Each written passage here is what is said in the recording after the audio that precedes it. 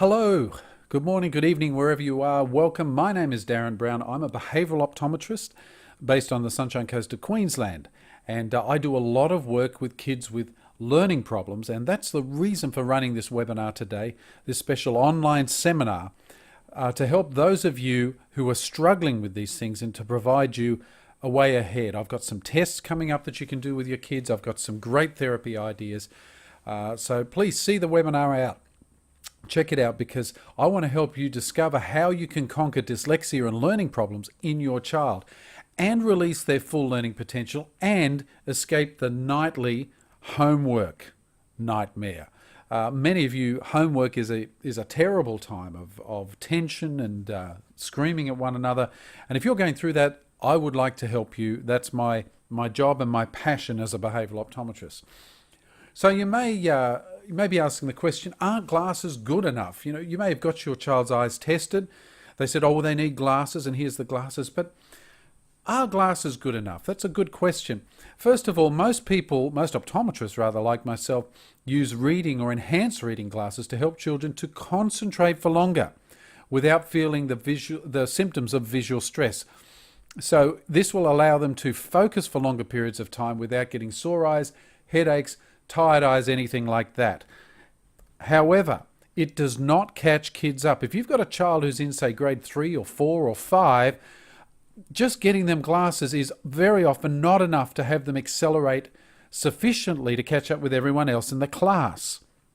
So many parents come to me, even though their child has glasses, either from myself or someone else, and they beg me, please help my child become average. I just want my child to move up to the middle of the classroom. Maybe that's you. You're thinking that now.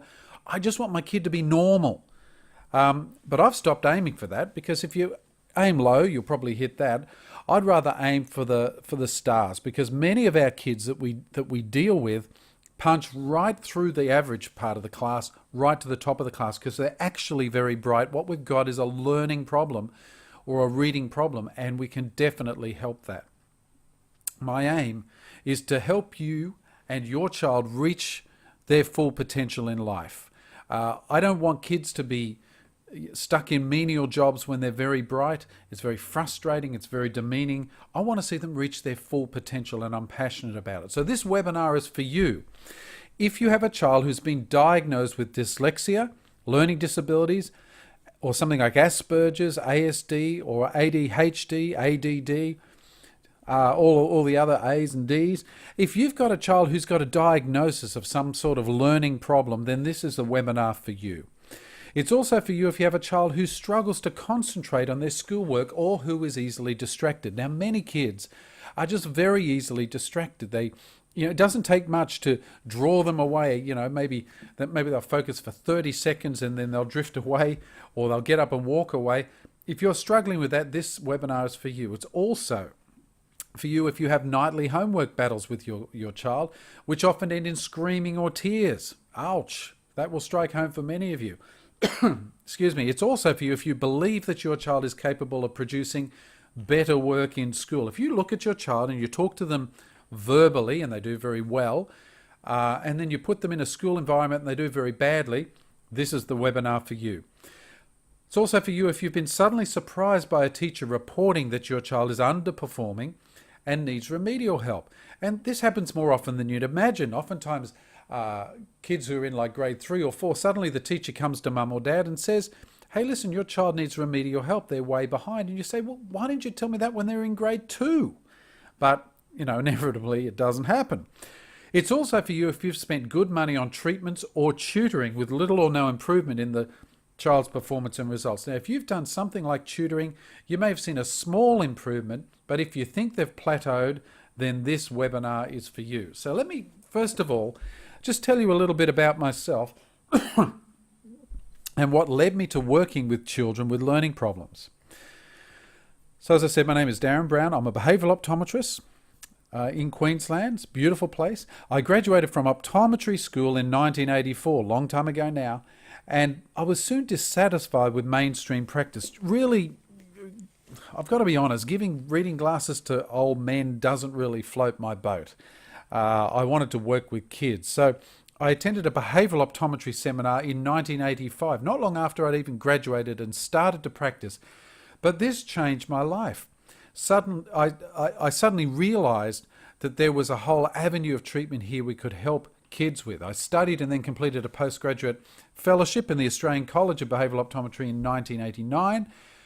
And then in 1990, I started using vision therapy programs written by other optometrists with little or no success and impact. And I mean, we were handing people sheets of paper and did you do those? And it didn't seem to really do a lot. Life is full of burning bush, if you like, pivotal moments when things change and change your philosophy. And in 1994, we discovered that my oldest daughter had a learning disability, Asperger's. And we didn't know it was Asperger's at the time. We just knew she had a severe learning difficulty. And unfortunately, although I tried and tried, I could not help her improve her school grades. Very frustrating for me as a parent and embarrassing for me as a so-called behavioural optometrist to not even be able to treat my own daughter. I found my traditional therapies were just powerless. They didn't help her. She still struggled. So I started to do more and more research to get back into some of the great masters that had gone before. And many times I actually followed some stuff back and got a hold of some material from guys back in the 1920s and 30s.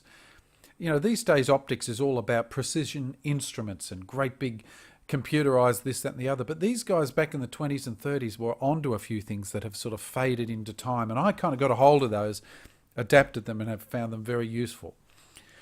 Now, first of all, you may be saying, is there any scientific basis for vision therapy? Is there, I mean, you know, you'll hear, if you read the literature, things will go back and forward. Yes, there is. No, there isn't. But I can tell you there is now tons of evidence in scientific and particularly neuroscientific literature supporting the role of vision and visual skills in learning and how the right type of vision therapy can dramatically improve learning and reading performance. So there is a huge amount of information around, far more than I could cover in this webinar, supporting the role of vision in learning. But as I said, I didn't really like the traditional vision therapy exercises. My issue was that they didn't seem to work very well, so I decided to design my own, targeting school and learning improvement rather than just my optometry measurements. Now, we get together at conferences and we talk about, oh, this measurement changed to this and that one changed to whatever. I've decided I'm not interested in that. I'm really interested in helping a child do better at school. I want the rubber to hit the road and get very practical about it. Maybe it's because as a dad I found it frustrating, as the father of a child with a learning disability. So the question is not whether vision therapy works. The question is really what type of vision therapy works best. So I wanted to try and find help for certain sorts of parents.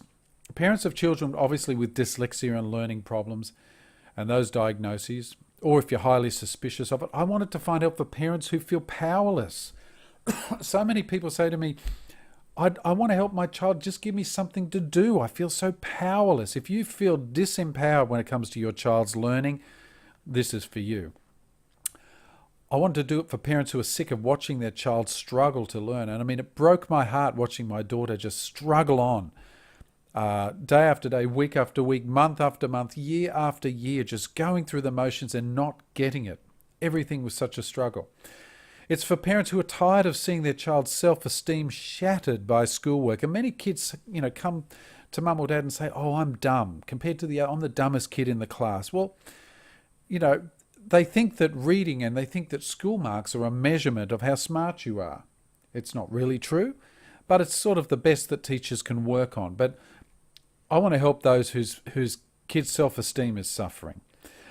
Also, I want to find help for parents who are done with fighting over homework every night. If homework's a battle, it shouldn't be. It should be a fun time of learning.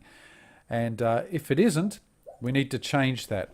Also, for parents who genuinely believe that their child is smarter than their school results and want to do something about it. Many people believe their kid's smart, regardless of whatever they're getting, whatever results they're getting in school. But I'm looking for parents who look at their child and they talk to them. The child seems very smart. Put them in a classroom, they do very badly. There's a sort of a disconnect there. Excuse me. So here's something to think about. This is from visionandlearning.org and the American Optometric Association. 80% of children who are reading disabled, including dyslexics, have vision problems which can be solved. Not all of them with glasses, but with some sort of remedial help. 25% of all children have a vision problem significant enough to affect their performance in school. So 1 in 4 children are being affected by their vision in school. And most of the time we don't even know about it. 95% of first grade non-readers have significant visual problems. So that's saying almost every non-reader in first grade had a significant visual problem. They've nearly 2.5 times more visual problems than high achievers. In one California funded study, repeat offenders reduced from 45% to 16% when they received on-site optometric vision therapy. So by doing eye exercises and vision therapy, we got dropped by 2/3 the number of repeat offenders, which is a phenomenal result when you think about it. School screenings detect only 20 to 30% of significant vision problems. I think that's generous. I reckon it's less, but anyway. 1 out of 10 children is at risk for having an undiagnosed vision problem. These come, as I say, this is not from the behavioural optometry people like myself. This is from the American Optometric Association. This is general practice optometry. So here's a testimony from one of my patients. And she found that the program I'd written that she'd done with her son had significantly improved his reading, writing and vocabulary. You can read about it there. You know, I'm setting out to try and affect kids' literacy, to try and affect the way they learn, to try and help them to be more effective in their learning. And that's what she found, one of many patients that has had that level of success. So in this webinar, I would like to show you the following. The little known visual skills that can have an enormous impact on learning. Now, sometimes some of your optometrists don't even know about these skills. So they're not well known, but they have a huge impact on learning. I want to show you the symptoms to look for to discover if your child has vision problems. Especially if they've got a learning problem, you need to know what you're looking for to see if they have a visual problem. Also, some simple tests that you can do yourself at home, in your own home, to see the effects of vision on your child's learning. I also want to show you how you can spend just 20 minutes a day, 20 minutes a day doing the right vision therapy with your child and see an improvement in their performance in 3 months. Now, by the right vision therapy, I mean the right vision therapy. I don't mean just something, an optometrist has prescribed, do these, watch this pen in towards your nose 5,000 times a day. I'm talking about the right vision therapy. You need to do it in the right order, and it needs to be targeting the right areas. And also, how you can do this in your own home without therapists, optometrists, or tutors and cut your costs down astronomically. How we can structure our vision therapy and keep you on track. And also want to give you some free ideas for therapies that you can do with your child right now. So, I'm talking about visual skills, but what are they and how do they affect things like dyslexia and learning problems? Well, any skill that involves both the vision and the understanding of what's come in through vision, we can learn to master as we practice and develop. So visual skills it's not just seeing, it's different to seeing. I mean, your child might see perfectly well, doesn't mean they can learn. Chimpanzees can see, doesn't mean they can learn. So there's something about not just seeing, but understanding what we're seeing and being able to interpret and use that information. And the good thing is, we learn to master these techniques the more we practice and develop them. Visual skills develop naturally. So in a perfect world, a child would start in prep or even before prep, and they would begin learning the skills that they need to read, write, and spell. And then as they progress through the various stages academically, they would learn the skills that they need for that stage. And so the skills will build one on one until you have a situation where they have lots of visual skills and are able to learn very effectively. However, most teachers skip teaching these skills, mainly because they don't know what the skills actually are. They're not trained in this area. They're trained to teach people to read and to write and to spell and to learn. So many of them skip these skills and go straight to teaching them reading, writing and spelling, leaving many kids behind. Now, if you have a bright child who picks things up well, sure, skip ahead, go for it. But if you have a class of, let's say, 30 kids, And you might teach them, and 20, 25 of them, say, might keep up and do well, but 5 will be left behind because they're missing vital ingredients in the learning process, because that's been rushed through for the fast ones. So there's this dilemma in teachers' mind, balancing the faster learners and the slower learners, and how to sort of marry those two together in a classroom situation. As I say, most teachers don't even know these, many optometrists, frankly, don't even know these skills exist. So how can they teach something they don't even know about, number one? And two, they specialise in the learning side of things. I don't teach kids to read. What I do is I give them the skills to learn to read. Then I get teachers and tutors to do the actual teaching. So visual skills are actually the tools with which a child learns. If I were to come to you and say, for argument's sake, here's some wood, build me a table. You might say, okay, where's the saw? Where's the hammer? Where's the screwdriver? Where's the drill? Oh, no, you don't get those. You just get the wood. Build me a table. How do you think you're going to, how good is that table going to be? Pretty ordinary. It's going to be terrible because you don't have the tools to do the job. So how can you learn to read without the right tools? And the answer is not to rush through and push people to learn more. The answer is to track back and give them the tools they need to do the job. So what are the visual skills? Let's have a look at them. We train visual skills in our therapy. We train skills in other areas, like playing football or soccer, learning the guitar or piano. But as far as reading is concerned, we just throw them in. So think about football, for example. If you wanted your child to play soccer, you wouldn't say, here's a jersey, hop on the field with the A-grade team. They would kill him. They'd run rings around him. It'd be embarrassing. Instead, you send him to soccer practice where he learns to pass, shoot. He learns to tackle, learns to kick, learns to head. Now, is he playing the game there? No, he's just drilling the skills. But when he gets on the field, he has those skills to draw on to do a good job. Think about the guitar. If you have a child, you give your child a guitar, there you go, hop on stage in front of 1,000 people and play. It'd be embarrassing.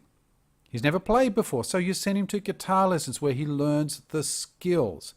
So again, these are skills you can learn. The problem is no one is teaching these skills to our kids.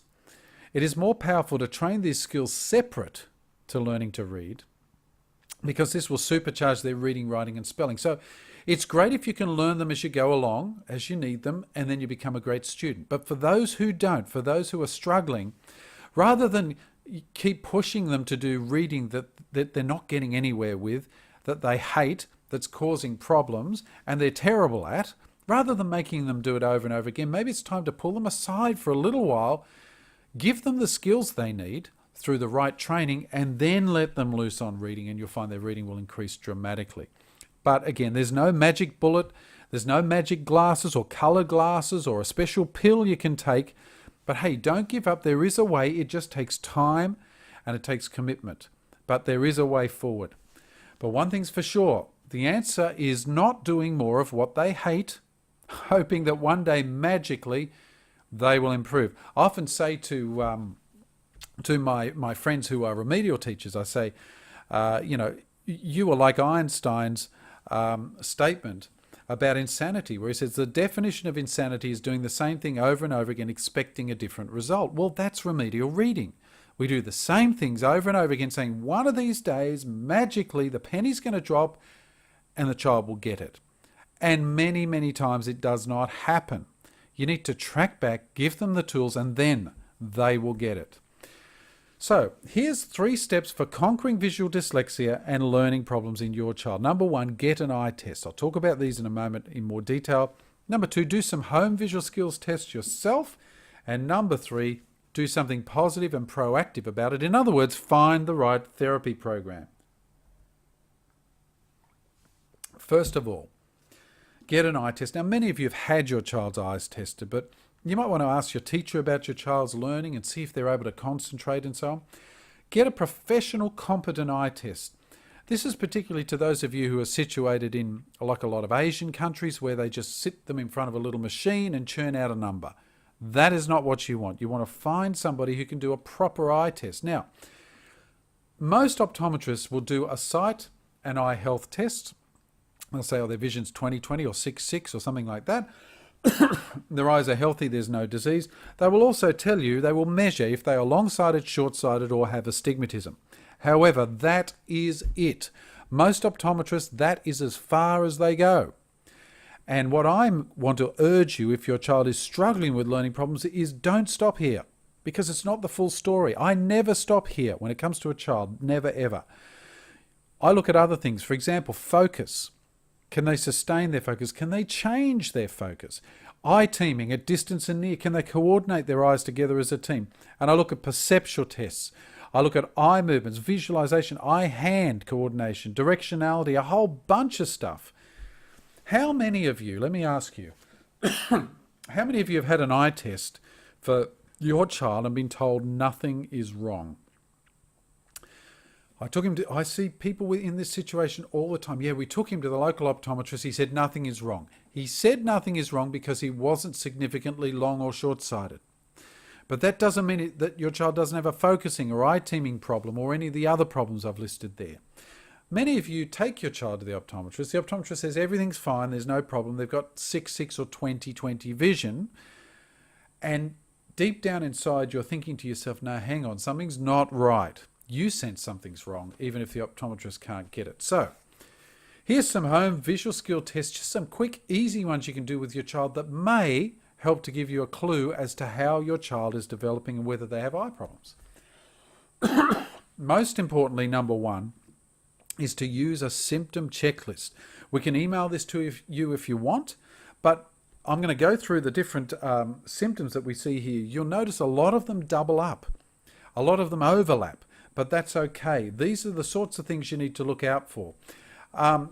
I'll also show you a simple focus test, a simple convergence test, a simple eye movement test, and also a memory test. So let's have a look at the symptoms. Does your child exhibit the following signs? You can check these off as we go. Red, sore, or itchy eyes, particularly after reading. Jerky eye movements, or one eye turning in or out. Do you see them squinting, rubbing their eyes, or excessively blinking? Do they ever complain of blurred or doubled vision? Do they ever say, I can't see that, I can't, it's, or it's splitting in two? Do they ever get headaches, dizziness, or nausea, particularly after reading or of an afternoon?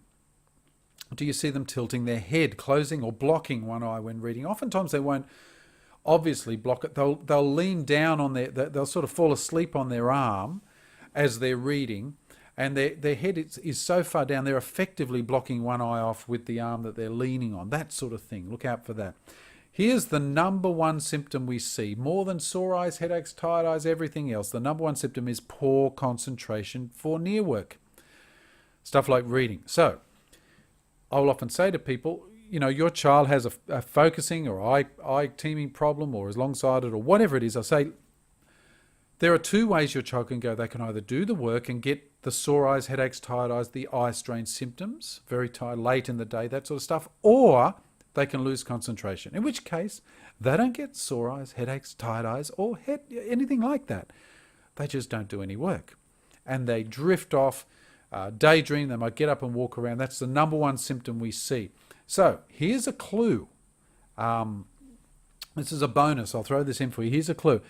If your child can concentrate on a TV show for half an hour or an hour, but not concentrate on their homework, it's almost always going to be a vision problem, because focus is sustained on a close work task and it's relaxed when they're looking up at the TV. So let's move on. Here's some more symptoms. Does your child show the following performance cues? Avoiding near work, once again the number one symptom, poor concentration span. Frequent loss of place when reading. Or do they omit or insert or reread letters or words? Very often they'll read the first couple of letters of the word, then make the rest up. That's always a good sign. Do they confuse similar looking words? Do they fail to recognize the same word in the next sentence or on the next page? Most frustrating as a parent. What do you mean you don't know that word? You only saw it on the previous page. And everybody gets a little bit cranky about it. Or does your child show the following? Are they smart in everything but school? I get back to this. And you may say, well, that could be because they're dyslexic. Yeah, well, if I try everything and nothing works, I might give up and say they're dyslexic, but I generally don't see that. Usually it's because they have a vision problem. So they're smart in everything except school, prime vision problem. That they're better verbally than they are when they're reading or writing, that they have low self-esteem, poor image, or a sensitivity to failure. And if your child is doing things and failing, quite frankly, they just get used to failing. It's just like norm for them, and it's a terrible place for them to be, and it's very hard and frustrating for all concerned. Do you see temper flare-ups, aggressiveness, frequent frustration when doing homework? I often joke with the kids when they're in my office and I'm finishing up and talking to the parents and the kids after an eye test. And I say to them, homework looks a lot like this for these kids. Johnny, sit down and do your homework. What are you doing now? I'm getting a drink. Now get back here and do your work. What are you doing now? I'm going to the toilet. Now get back here and do it. What are you doing now? I have to shut my pencil. Now get back here and do your work. And everyone finishes up getting more and more frustrated because they just avoid. Or when you make them do it, they get cranky or they finish up screaming or saying, what are we going to do this dumb stuff for? I shouldn't have to do this stupid stuff. So you get a lot of that. Almost always a vision problem. Frequent crying, especially during homework. There you go. And once again, a short attention span or poor concentration and irritability. And daydreaming. Some kids are good kids. They're trying hard, but they can't sustain their focus. But they don't get up and walk away.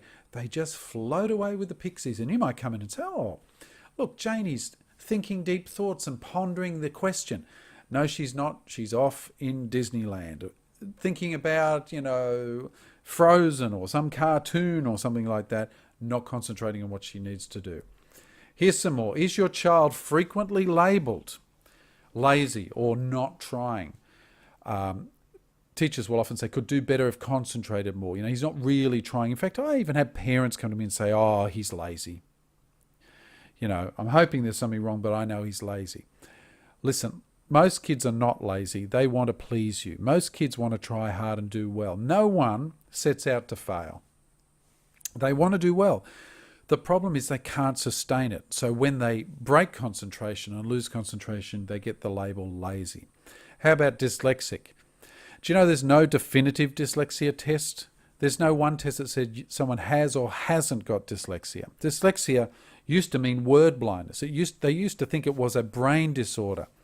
Now it's sort of a blanket term for a whole myriad of learning problems. But the great thing is most of these learning problems are developmental. So can you cure dyslexia? I don't know.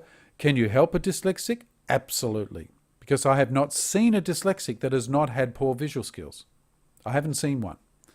They might be out there, I just haven't seen them. Maybe they got this label, attention deficit disorder, because they can never concentrate on anything. But you put their favourite TV show up, they concentrate. Hey, that's not ADD. You can't switch ADD on when you read and switch it off when your favourite TV show comes. If you're ADD or ADHD, you're ADD all the time. You can't switch it on and off. Maybe they get the label slow learner. Maybe they get the label they have a behavioural problem because they're lashing out. Oh, gosh, I hope they don't get the label juvenile delinquent. That's a behavioural problem gone, on steroids sort of thing. Many of them will be told they're working below potential. And the best thing in the world for me, the kids I love working with because we have such a phenomenal success rate, is a bright child having trouble reading.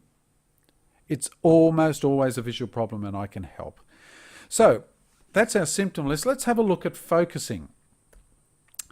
Here's a simple focusing test you can do with your child as soon as the webinar's over. Hold a book with small print, 5 to 7 centimetres from their nose, have a chart on the wall, 6 metres away, and what they've got to do is they've got to change from clearing the book to the chart to the book to the chart, back and forward, do this 20 times and record how long it takes. So if it takes longer than 40 seconds, or if you hear them slowing down the longer they do it, chances are you have a focusing problem.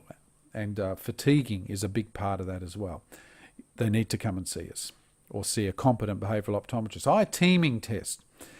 Holding a pencil 50 centimetres from their nose, move it in closer. They need to keep it clear and single and watch their eyes. If one eye drifts away, note the distance at which it happens. If it's more than 7 centimetres, you've definitely got a convergence problem.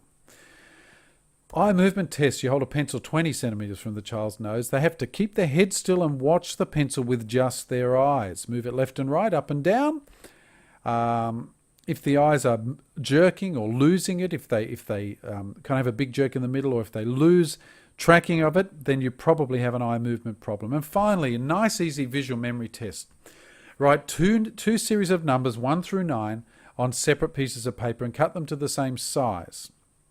Hold a book to block the child's view and put 2 numbers randomly behind the book, not side by side, but randomly.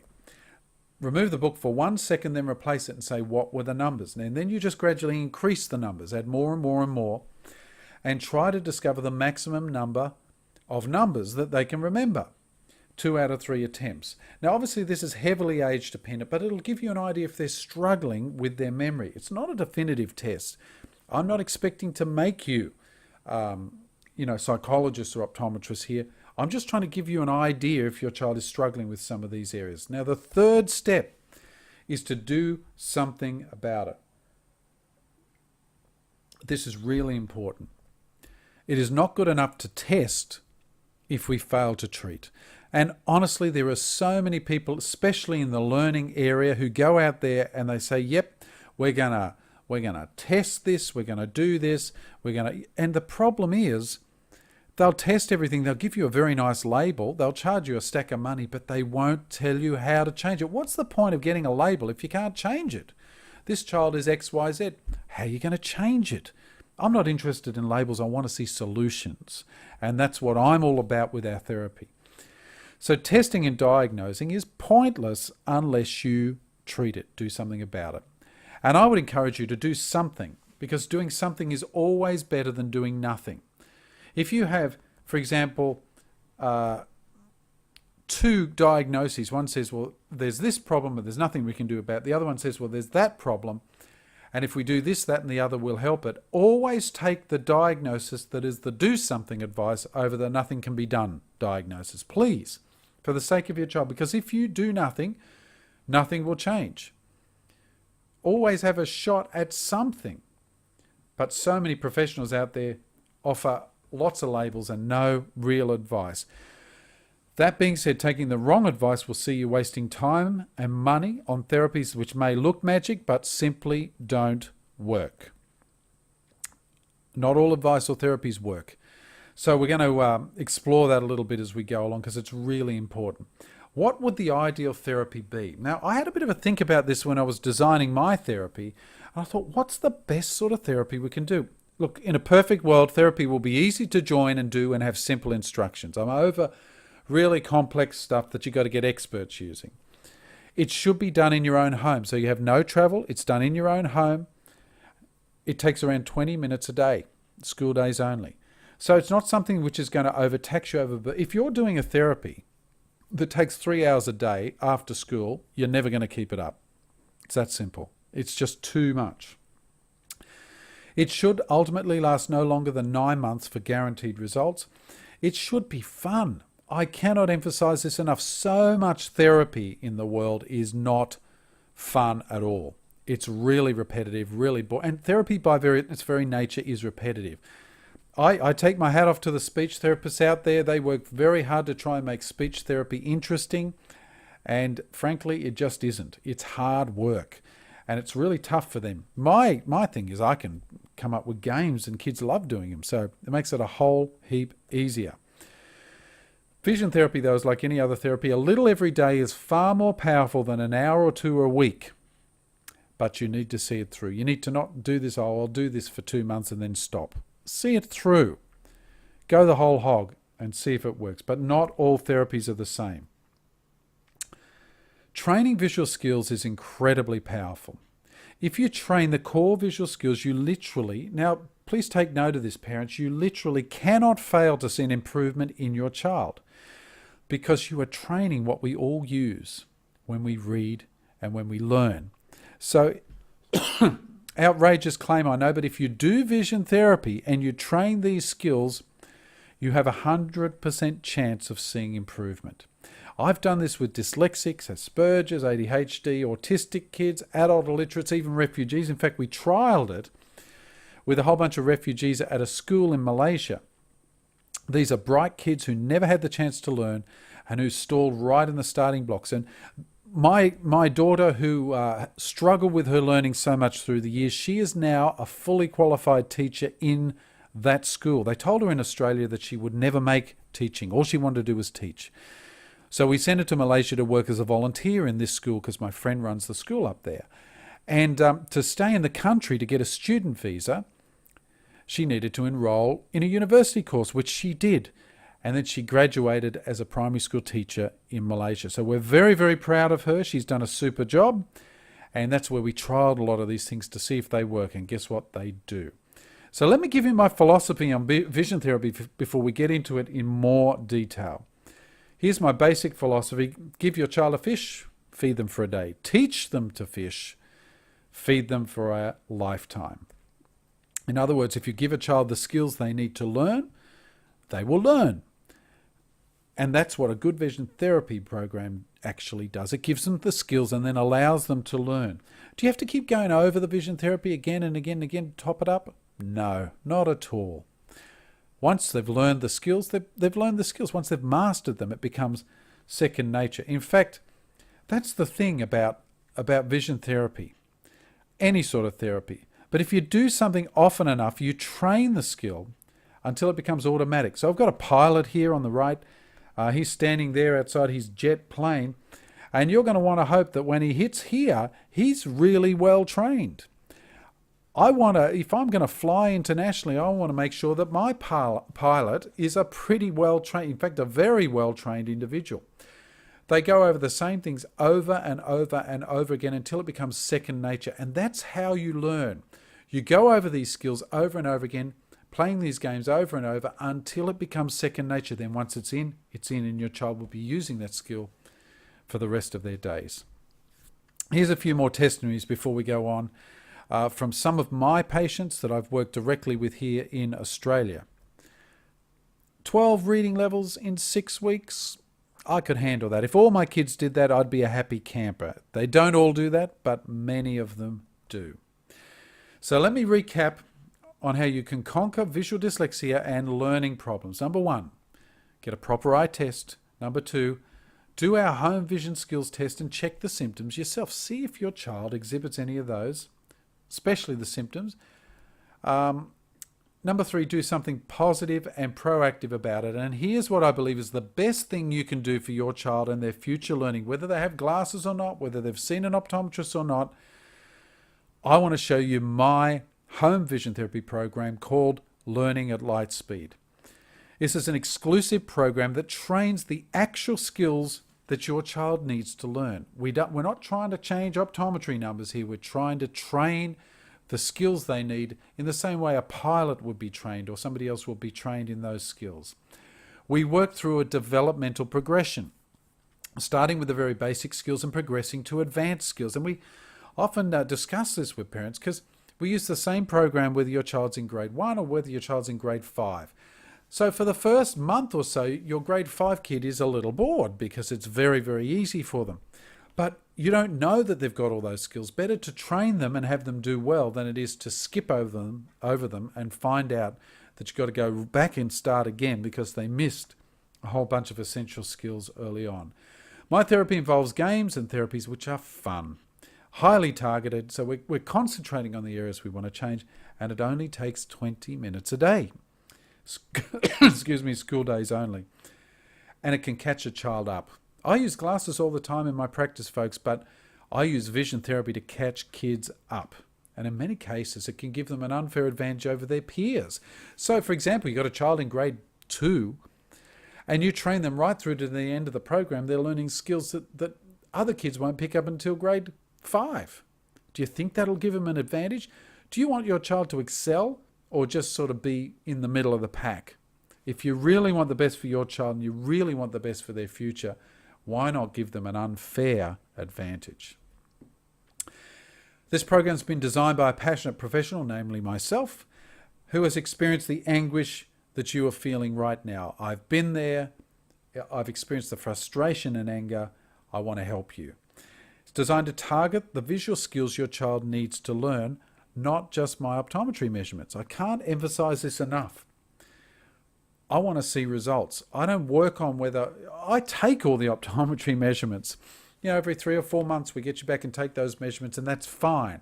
And I do see improvement, but that's not what I'm about. I want to see real improvement in the classroom. It's got simplicity and fun in mind because that's how you get kids to do activities. You make them simple, and above all, you make them fun.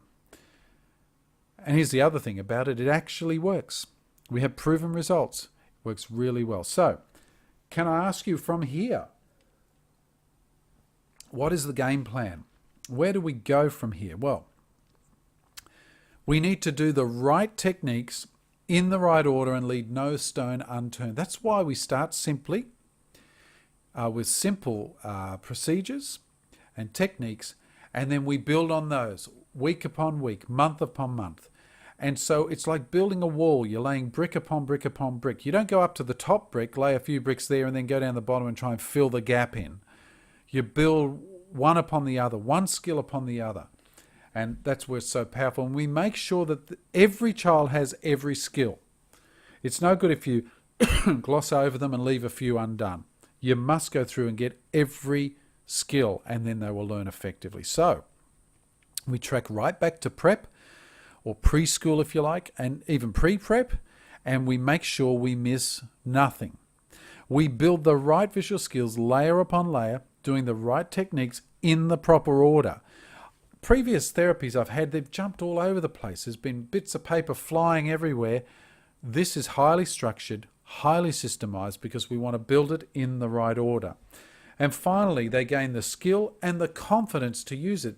Some of these kids have skills, but they're not confident. By training the skill, you become confident. Remember that pilot? He knows when something goes wrong, he's got the training to use the skills he has with confidence. So what skills are we talking about? What are we targeting? There are 7, well, we've divided them into 7, it's actually more, but we've lumped a few together.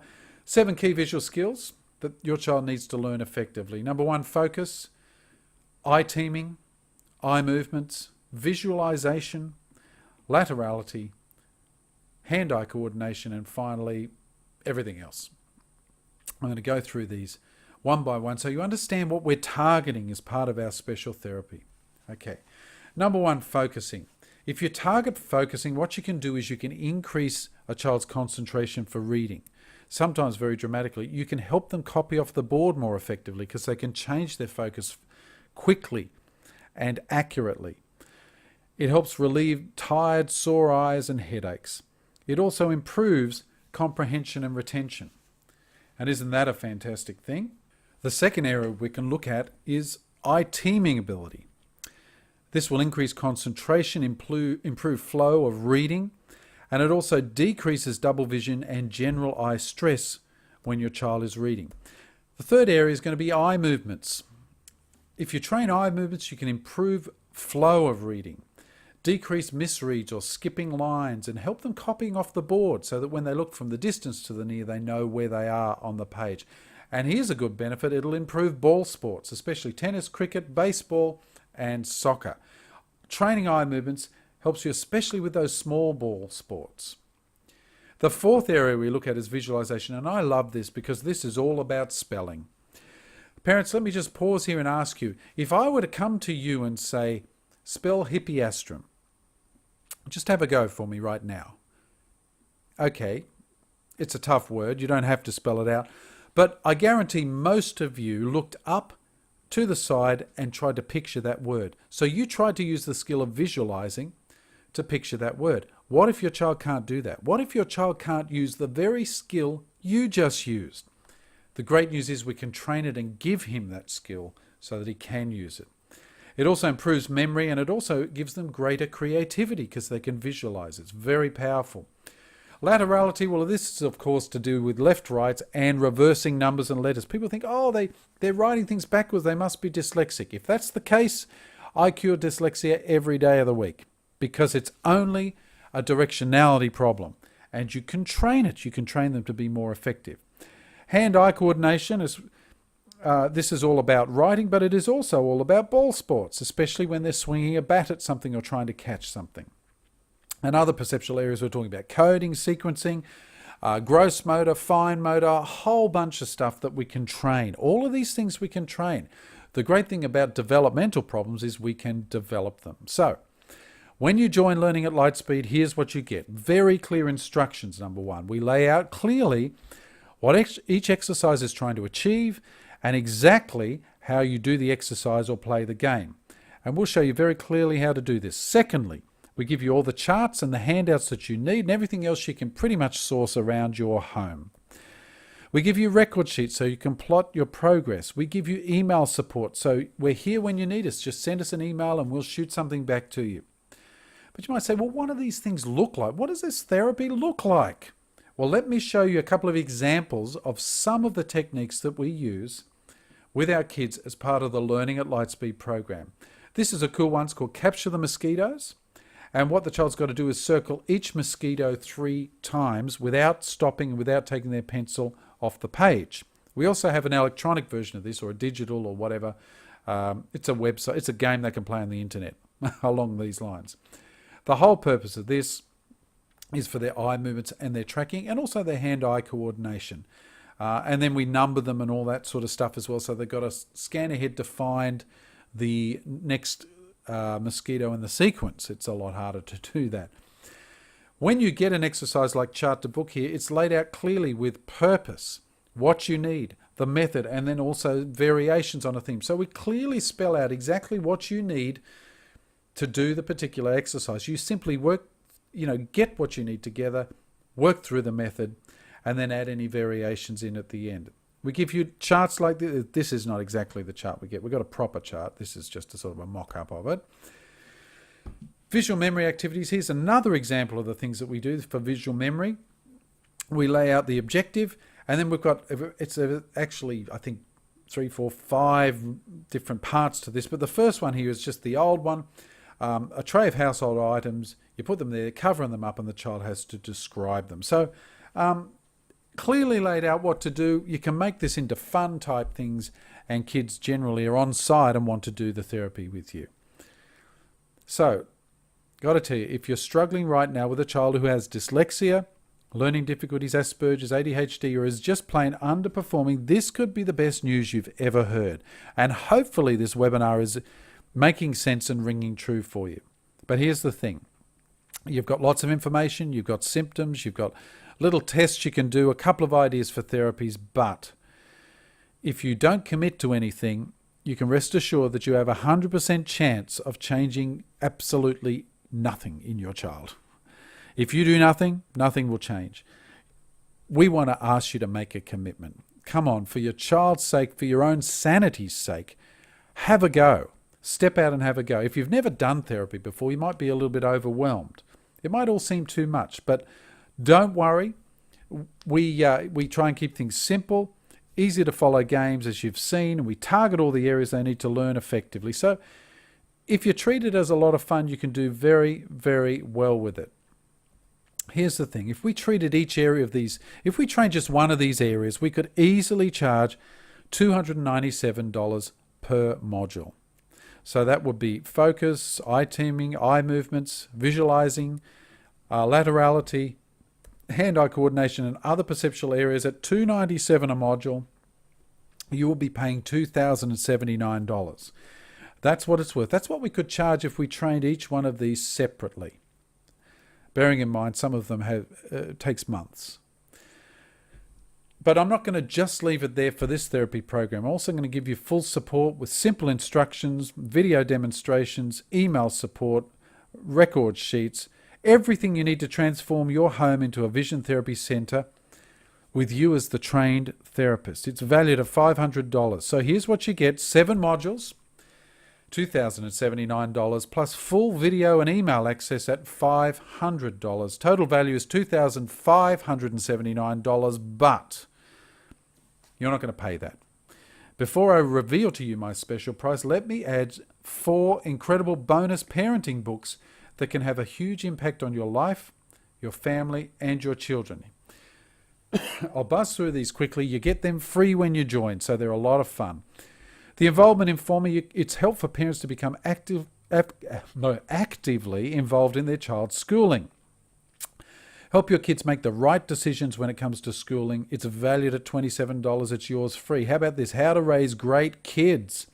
75 questions and answers about how to raise great kids. Here's some examples of them dealing with bullying, lying, whole bunch of stuff there. Picky eater, ouch. What should I do to teach my child about money? There you go.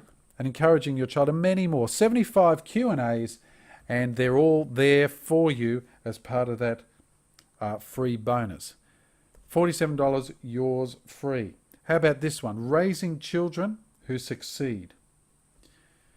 You can learn the answers to questions like how to define success. What do children really do and don't need? Books, role models, social skills, a whole bunch of stuff there. It's a great resource. $37, yours free. And finally, the Smart Parenting Guide. Learning the smart way to raise kids and encourage them in a positive way. That is valued at $37, but it's yours for free. So let me just run over what you get here. 7 therapy modules, full email support at $500. So that also, we're including the 4 bonus books. The total value is $2,727. But you won't pay me that much today. Of course, I've got a special rate just for you. I promise you won't pay that. But before I tell you my special price, let me ask you a question. Can you do this another way? Can you get other vision therapy in your area? Can you get other vision? If you can source it. Now, many areas do not have vision therapy available. And if you can, though, how much would it cost? Now, this is not my program. My program has been designed specifically for my patients. So this would just be a general vision therapy program. So what does it normally cost? Okay, most vision therapy that I've sourced anyway costs around $139 a session. Most optometrists recommend twice weekly sessions. That's 8 weeks, for at least 8 weeks, with oftentimes a second block a month or two later. So it's a minimum of $2,224 plus, and you've got to add this in, folks. You need to travel to and from the doctor's office. That's time, fuel, snacks along the way. Mum, can we go to McDonald's? You know what I'm talking about. Which for your 16 sessions over the 8 weeks at, let's say, $30 a time, comes to $480. So for 16 sessions over 8 weeks, it is $2,704. And if a second block is required, that's $5,408. So we're talking about $2,700 up to $5,400. Now, I'm guessing a lot of you do not want to pay that sort of money. Am I right?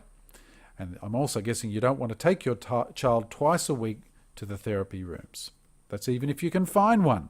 So what can you do? Remember, most of these therapies are designed mainly to change optometry measurements, which is nice if it also improves performance, but it often doesn't. So it's a lot of money for something that doesn't necessarily translate into an improvement in performance. Let me explain this again. My exercises and therapies are not designed to change measurements in my optometry office, but to provide tangible and observable improvements in your child's learning and reading. But what about other sorts of therapy that are available? Well, there's other professionals around who can help or claim they can help overcome dyslexia. Now, before we look at this area, let me tell you, dyslexia and learning is a huge and highly controversial area. There will be professionals out there who disagree with my philosophy. There is everything on the market, from special programs to pills to coloured glasses, and they all claim that they help, and they charge you various amounts. So the big question is, which ones of these therapies work and how much do they cost? We're going to have a look at a few, but do beware of any miracle cures, because they simply don't exist. There's no magic coloured glasses or magic drugs or magic movements you can make, hypnosis or anything like that, that is going to cause your child to catch up if they're behind several years in their learning. It's going to take, sheer hard work and the right sort of therapies to do that. I don't have a miracle cure for that, but some people will claim that. Beware of those, because you'll be losing your money and you won't get a result, frankly. So here's a few alternatives that you may have heard about or even tried for your child already. So I'm not even going to venture near some of the more controversial or outrageous treatments. I just want to look at what most learning disabilities and remedial reading people think is a good way of treating this sort of stuff. So you could have your child assessed by a pediatrician who's likely to recommend something like medicating your child to help them learn with drugs like Ritalin or dexamphetamine. And the side effects for these things are as long as your arm, including mood changes and a whole bunch of stuff. But if you were to pursue that, you'd definitely get them concentrating a bit more usually. But the cost of consultations and medications is usually over $1,000 a year. Or you could have your child assessed by a clinical psychologist. They identify areas where your child is behind in age norms. They might offer a few suggestions as to how you can help, but there is no actual program to help. That'll cost you $550. You get a nice report and you get nothing to do. And I can't emphasize this enough. Don't take it's no good putting a label on someone if they don't give you something to do. For goodness sake, if you're going to diagnose it, help me treat it, please. Or you could hire a tutor. A tutor can only do what you or a teacher can do, maybe with a little more skill or knowledge than yourself, because they're still fighting the same thing you are, the same thing your teacher is, which is lack of skills. But you can sink a lot of money into tutoring in my area. It can cost you up to $90 a week, which is $4,680 a year, and they battle the same things you do. They're just doing the work instead of you doing it. But they're battling the lack of visual skills in their child. In fact, there is nothing out there that compares with our vision therapy. And remember, doing something is better than doing nothing. It's not a quick fix, I can promise you that. I'm not going to wave a magic wand and your child's going to be suddenly caught up 3 years. It takes time and effort, but there is nothing else that can train the actual skills your child needs. In fact, in my area, some of the biggest tutors around the place are not only sending me kids, but contacting me saying, what in the world are you doing? Because the kids that go to see you, that have the vision therapy done, they're improving dramatically in their tutoring. My job is to make your tutor and your teacher look good. I don't teach them, I just give them the tools to do the job. Now remember, I promised you, you will not pay $2,727. Today I have a special offer just for you. I do this because I know what it's like to have a child with a learning disability. I'm passionate about seeing kids succeed at school because I understand your frustration as a parent, and I want to help you. And because I know most of you want to do something, anything you can to help your child. You wouldn't be listening to this webinar if you were saying, oh, she'll be right, mate. You want to save them from a miserable academic future, I know. So, we've found out it's $2,720 worth of value, but you won't pay that today. It's only $127 a month for 9 months. Just $127 a month. That's $32 a week. Give up a couple of cappuccinos, give up a meal out, and you've got it covered because it's worth investing in your child for just 9 months. But hey, we don't want to leave it there. Let's have some fun. Let's make it really cool with some extra special mega bonuses. So these are great parenting ebooks. They're going to be yours free, even though they're $168 worth, yours free. Teaching good decision making. Who wouldn't want their child to make good decisions, especially if they are teenage girls or guys? This will help your child to make the right decisions, and big tasks become suddenly easier. It's valued at $37. It's yours for free. Asperger's Answered Revealed. If you have a child with Asperger's, wouldn't you like to understand a little bit more about the condition, learn the secrets of how to understand them, how to communicate, and how to really get the best out of them from a young age right through? It's a great book. Asperger's Answered Reveals, yours free if you join Learning at Lightspeed. And the Child Diet Dilemma. Ouch. This one hurts. No McDonald's for you. Learn how to prevent childhood obesity. $37. It could be a hugely significant book. And also, if you're a single parent, we've thrown this one in for you as well. The Single Parenting Guide. It's a great book full of advice, insight, and tips like how to deal with your ex. If you're a single parent bringing up your child, you've got a unique situation trying to work in with the ex and all that sort of stuff. This is a guide for you to help you get the best out of your life and bringing up your children. So here's what you get. The 7 modules and email support. You also get 8 incredible bonuses. They're yours for free. Total value $2,875. But of course, you only have to pay $127 a month and you get all the bonuses thrown in. So I'd urge you, take a chance, guys. Take a chance, because doing something is better than doing nothing. Give your child a fish, feed them for a day, teach them to fish, feed them for a lifetime. So putting in 9 months of work and $32 a week is going to change your child's life for their lifetime. The longer you leave it, the worse it becomes. If you leave it for 6 months or a year, then get back there further behind. I urge you, be an action taker. Don't sit around. Your child's future is in your hands. Don't sit around thinking about it. Give them the skills they need to succeed in their learning for a lifetime. For only $127 a month, you could change your child's life forever. It's really important to conquer dyslexia and learning disabilities and have them come out on top and give them a chance to be all that they possibly can be. Their future is in your hand. Click on the button below and let's get started. You can be started in just 10 minutes. It's a simple PayPal procedure. Click on the button below and come join us. Take a chance on it. Look, I urge you, try it for 3 or 4 months. Check it out, because you will definitely see improvement in your child, and most of you will see large improvement in your child because of the therapies that we're doing. So I hope you've enjoyed this webinar. It's been fun bringing it to you wherever you are in the world. You don't have to fly to Queensland to see me or talk to me. You can call the office, more likely send me an email and I will get back to you. We're here to help. We want to see your child prosper. We want to see your child's life change significantly. And we don't want to be trying to solve problems in grade 5, 6 or 7 or 9 or 10 when we can get them out of the way in grade 1, 2, 3 or 4. Trust me. The dollar that you put into your child now, the minutes that you put into your child now will save you hundreds of dollars and hundreds of minutes further down the track. Come join us. Your child is worth it. We look forward to seeing you on the inside, learning at Lightspeed. My name is Darren Brown. God bless you. And I hope you come and join us, because your child's worth it. See you inside.